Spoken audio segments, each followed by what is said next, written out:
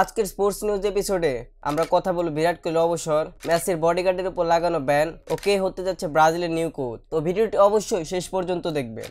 তো আমরা সবাই জানি বিরাট কোহলি অলরেডি টি-20 ফরম্যাট থেকে অবসর নিয়ে নিয়েছেন এবং সম্প্রতি তাকে তার আরও 2 ফরম্যাট থেকে অবসর নেওয়ার কথা জিজ্ঞাসা করা হলে বিরাট কোহলি জানান তিনি 2027 সাউথ আফ্রিকা ওয়ার্ল্ড কাপ খেলে ওডিআই ফরম্যাট থেকে অবসর নিতে চান, কিন্তু টেস্ট ফরম্যাট থেকে অবসর নেওয়ার ব্যাপারে বিরাট কোহলি এখনও কিছু বলেননি।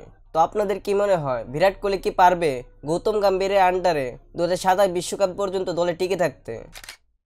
নিষিদ্ধ করা হলো লিও মেসির বডিগার্ড ইয়াসিন চুকোকে।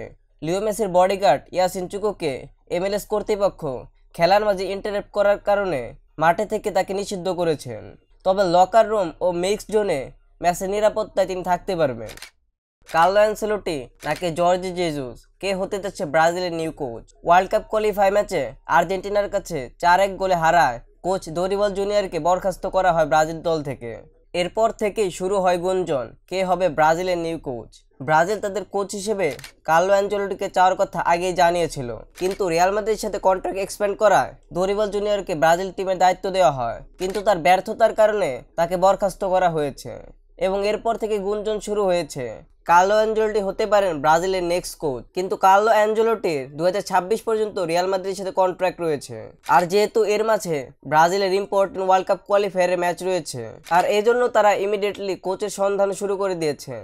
আর তাদের নজর রয়েছে 2 পর্তুগাল কোচ জর্জ জেজুস ও আবেল ফেরেরার ওপর, আর তাদের বেশি নজর হয়তোবা জর্জ জেজুসের ওপরই থাকবে, কারণ তিনি বর্তমানে আল হিলালের মতো টিমের দায়িত্ব পালন করছেন। তো আপনাদের কি মনে হয় কোন কোচের উপর ব্রাজিল টিম আস্থা রাখবে? তা অবশ্যই কমেন্ট বক্সে জানাতে পারেন এবং আরো স্পোর্টস রিলেটেড নিউজ পেতে অবশ্যই আমাদের চ্যানেলটি সাবস্ক্রাইব করতে ভুলবেন না।